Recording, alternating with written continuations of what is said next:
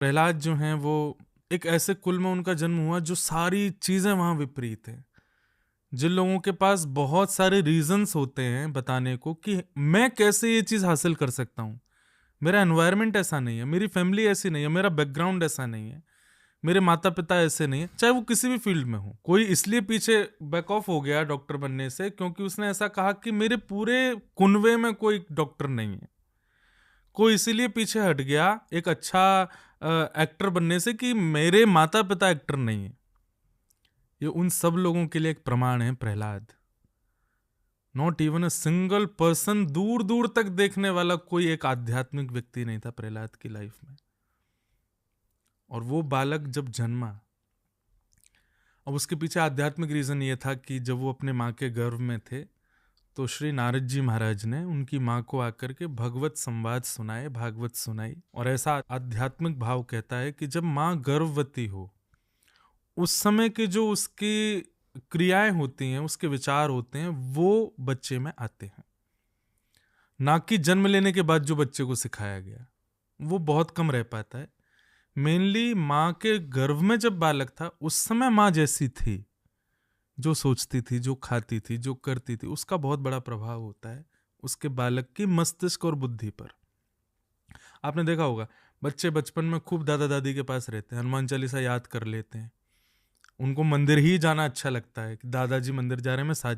पर वही बच्चा 15-16 साल में आकर के बिल्कुल डिस्ट्रैक्ट हो जाता है, उसी को ये सब मजाक लगने लग जाता है। तो कहीं ना कहीं आफ्टर 12 ईयर्स एज के आपकी माँ के गर्भ में जैसा आपका एनवायरनमेंट था वो दिखने लगता है, ना कि आपने बर्थ लेने के बाद जो सीखा। तो प्रहलाद जी जो हैं उनकी माँ ने गर्भ काल में श्रीमद् भागवत का, और ऐसा शास्त्रों में लिखा है कि जो हिरण्यकश्यप हैं इनके पिताजी, उन्होंने 1000 वर्षों तक तपस्या की थी अमर बनने के लिए, क्योंकि वो अपनी भाई हिरण्याक्ष की मृत्यु का बदला लेना चाहते थे भगवान से। तो किसी ने उनको कहा कि तुमको भगवान को वध करने के लिए तुमको अमर बनना पड़ेगा, तो इसलिए वो अमर बनने के लिए 1000 वर्षों की तपस्या पर गए थे ब्रह्मा जी से वरदान मांगने के लिए। तो जब वो जा रहे थे तब कयाधु उनकी जो पत्नी थी वो गर्भवती थी। उन्होंने ये संकल्प लिया था कि मैं तब तक बालक को जन्म नहीं लूंगी जब तक मेरे पति लौट करके नहीं आ जाए या जब तक मेरा मन नहीं होगा। ये उनकी मंत्र शक्ति या उनका कोई भी ऐसा व्रत था कि उससे उन्होंने अनेक वर्षों तक, 9 महीने नहीं रहे प्रहलाद जी, अनेक वर्षों तक मातृगर्भ में रहे। उतने वर्ष तक नारद जी उनको ज्ञान देते रहे। और उसी ज्ञान का परिणाम था कि जब जन्म हुआ तो प्रहलाद जैसा एक बिल्कुल विपरीत परिवार में एक ऐसा बालक जन्म लिया जिसकी दूर दूर तक गुंजाइश नहीं थी।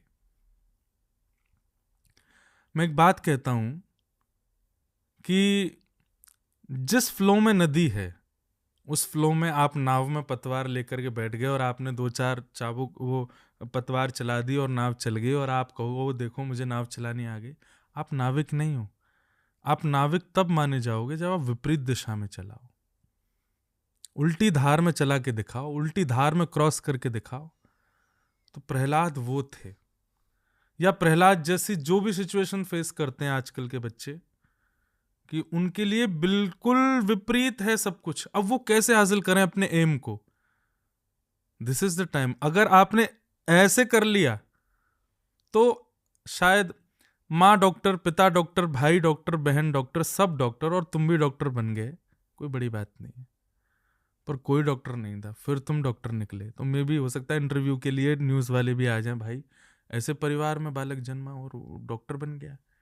वो था प्रहलाद। प्रहलाद उनके लिए प्रमाण है। उन्होंने कभी अपनी सिचुएशंस को और अपनी एनवायरनमेंट को दोष नहीं दिया। चाहते तो भगवान से कह सकते थे कि मैं ऐसे कुल में जन्मा हूं, मैं कैसे भजन कर सकता हूं आपका, पर नहीं। सारी सिचुएशंस विपरीत होने के बाद भी उन्होंने भगवत प्राप्ति के लिए आगे बढ़े। उसके बाद हिरण्यकश्यप जब लौट कर के आए तब प्रहलाद 5 साल के थे। आते ही पिता ने देखा, तो पहली बार देखा अपने पुत्र को और गोद में ले लिया खूब आनंद में। हिरण्यकश्यप का एक विद्यालय था, हिरण्यकश्यप दानव विश्वविद्यालय, जिसमें दानवी विद्या सिखाई जाती थी। वहां प्रहलाद जी जाते थे पढ़ने के लिए। And Prahlad ji was the topper of the school Danvi Vidya के। पर वो एक एक्टिंग कर रहे थे दानव होने की, एक्चुअली में वो एक बहुत बड़े भक्त थे। हम लोग उल्टे हैं, हम हैं दानव और हम एक्टिंग करते हैं बहुत अच्छे होने की। रियलिटी में हम दानव ही हैं। और प्रहलाद जी का एक्चुअल था, वो दिखाते सबको दानव थे पर थे वो एक वैष्णव। तो जब पिताजी ने आकर के प्रहलाद बालक को गोद में बिठाया तो यहाँ भी एक सीखने वाली बात है। एक्टिंग सब जानते हैं, भगवान ने हमको बहुत सारे स्किल्स देकर के भेजा है। उनमें एक स्किल ये भी है कि हम एक्टिंग करना जानते हैं, बहुत अच्छा नाटक करना जानते हैं, पर नाटक किस चीज़ का करना चाहिए ये हमको नहीं पता होता। स्पिरिचुअलिटी आपको बता देती है कि जो रियल फॉर्म है ना उसको छुपा के रखो, जो संसार के लिए व्यवहार करना है, जिसको हम व्यवहार करते हैं, वो उसको नाटक मात्र रहने दो। प्रहलाद जी उस बात को जान चुके थे और वो एक दानव होने का नाटक करते थे। लेकिन एक दिन उनके पिताजी ने उनसे पूछा कि बेटा तुमको अपने जीवन की सबसे अच्छी बात कौन सी लगती है? तो प्रहलाद जी के मन में अब ये बात आई कि मैं अपने अंतर हृदय की अच्छी बात अगर बोल दूंगा तो वो तो कुछ और ही है, पर पिताजी पूछ रहे हैं तो बता देता हूं। और प्रहलाद जी ने वहां एक श्लोक बोला, तत्साधु मन्ये सुरवर्य देहिनाम सदा समुद्विग्न धियाम असद्गृहात् हित्वात्मपातम ग्रहमंधकूपम वनम गतः यद्धरिमाश्रयेत। पिताजी, ये संसार एक अंधा कुआं है। लिटिल प्रहलाद अपने पिताजी को ज्ञान दे रहे हैं, अपने अंतर हृदय की सबसे अच्छी बात। ये संसार एक अंधा कुआं है और हम सब मानव भेड़ की तरह एक के पीछे एक चलते जा रहे हैं। आगे वाली भेड़ अगर कुएं में कूदती है तो सारी भेड़ वहीं कूदती हैं। वो ये नहीं विचार करती कि आगे कूदने से हमारे प्राण निकलेंगे, आगे वाली कूदी है तो सब कूदो। हम सब ऐसे हैं पिताजी, संसार का हर मानव ऐसा है। बोले कैसे पता है ये बात? कि एक व्यक्ति को जब अर्थी पर लेके जाया जाता है, सब लोग बोलते हैं राम नाम सत्य है। किसके लिए बोल रहे हैं? वो तो सुन नहीं रहा, तो फिर बोल किसके लिए रहे हैं? राम नाम सत्य सब जीवित लोगों को सुनाने के लिए बोला जाता है। भाई देखो, ये बिलीनियर था, इसके पास सब कुछ था, आज सब छोड़ के केवल राम नाम के साथ जा रहा है। तो जो भी लोग जीवित सुन रहे हैं, अब भी समझ जाओ, सब चीज हासिल करो पर राम नाम का आश्रय मत छोड़ो। इसलिए राम नाम सत्य बोला जाता है।